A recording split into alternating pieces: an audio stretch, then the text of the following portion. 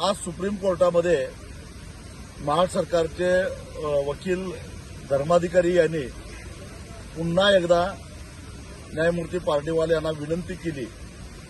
नांदणीचा माधुरी हत्तीला जो वनताराकडे सोपवलेला आहे त्या हत्तीला पुढील उपचारासाठी महाराष्ट्रामध्ये परत आणण्यासाठी परवानगी द्यावी।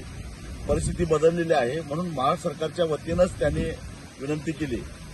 गेल्या आठवड्यातही त्यांनी कोर्टासमोर विनंती केलेली होती। कोर्टानं पुढील तारीख देण्याचं कबूल केलं होतं, पण परत तारीख मिळत नाही, सुनावणी होत नाही म्हणून आज पुन्हा एकदा महाराष्ट्र सरकारच्या वकिलांनी कोर्टाला आठवण केली की न्यायमूर्ती पार्टीवाल तेच आहेत ज्यांनी माधुरी हत्तीला वनतराकडे सोपवा अशा प्रकारचे आदेश दिलेला होता, तेच पार्टीवाल आहेत। आणि त्यामुळे माझ्यासारख्याच्या मनात शंका येते की खरोखरच न्यायमूर्ती याबद्दल काही त्यांच्या मनात निगेटिव्ह विचार आहेत का काय।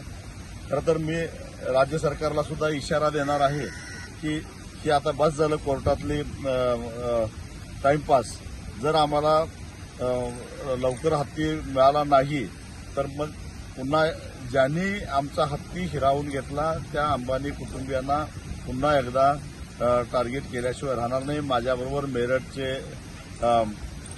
सुदीप जैन आहेत, अनिल गुळी आहेत नोएडाचे। आम्ही सगळ्यांनी ठरवलेलं आहे देशव्यापी पुन्हा एकदा आंदोलन आम्हाला करावं लागेल। मला वाटतं की राज्य सरकारनं आता मी इशारा दिलेला आहे की राज्य सरकारनं आपल्या वकिलाला सांगावं, आम्हाला माहिती नाही, परंतु जर माधुरी हत्ती परत आली नाही तर आम्ही गप्प बसणार नाही। आमचा संयम आता संपत चाललेला आहे।